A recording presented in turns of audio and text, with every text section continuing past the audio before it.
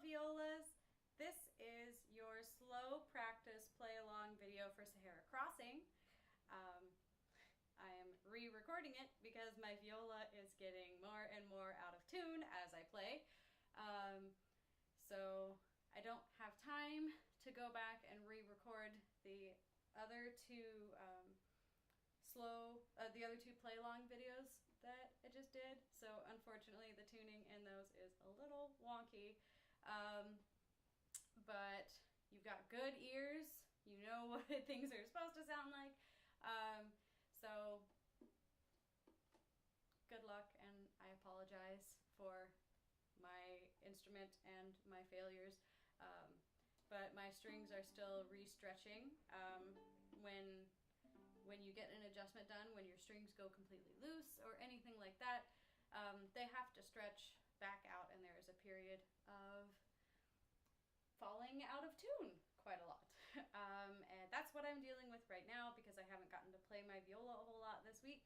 So my strings are currently re-stretching, and it's tough, especially in Sahara Crossing because there's lots of open strings.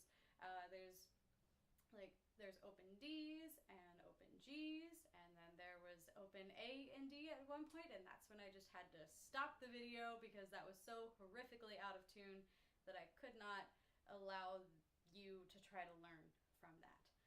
So I know that I was saying use your fourth finger for anything longer than 2 beats. I may or may not be doing that just because I know how to use positions on this instrument, which means playing certain notes, the same notes that you see, but in a different place on the fingerboard, and that is how I would be playing a lot of this because that's what's most comfortable for my hand.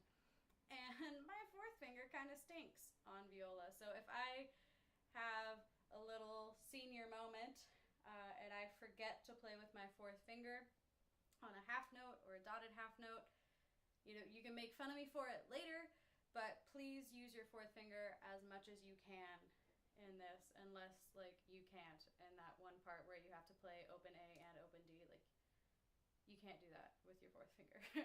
So play open strings there. But here we go, Sahara Crossing. Just like for Tangerine Rag, that performance tempo is also quarter note equals 120. That's what I have in my score for Sahara Crossing. Because this is the slow practice video, I am going to play at 75 beats per minute, making sure that your metronome is set to 4 quarter notes per bar. If you are using the Click app, this app that I'm going to leave a link in the description for how to get this on the Apple App Store.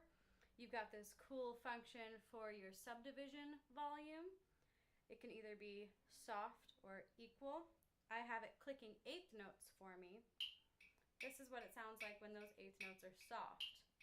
There's a loud click on the beats, and there's a softer click on the ands. This is what it sounds like if it's all equal,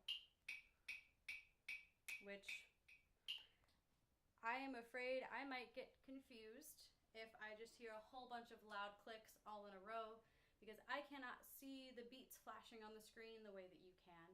And I want to make sure that everything that I do for you is as perfect as I can possibly be. So I'm putting the 8th notes in with the soft click so that I can keep track of where I am in the music and play it for you as well as I can. So just gonna go ahead and start. We're gonna start in bar 3. You don't need to practice counting 2 bars of rest with a metronome. I'm just gonna go ahead and jump right in at bar 3. I'm gonna be playing the del segno and coda so that you can get used to the road map of the music, jumping all the way back to the sign in your music, and then jumping to the coda when it says to go to the coda. So here is the beginning of Sahara Crossing. Be really mindful of your dynamics here. I wasn't hearing a whole lot of that in class. This beginning is piano, so it's soft, it's quiet. You want to use maybe about half your bow or a little less. Don't use so little that you get a choked, weird sound. We don't want this. Just because it's soft, we still want a good tone. So away from the bridge, you can even tilt the wood of your bow, tilt your bow away from your face. And a very light right hand. You don't want to be pressing your bow. Just let the natural weight of your bow create the sound. Unless that's a bad sound, and then you might want to press just a smidge bit. So here we go. Make it real big. There we go.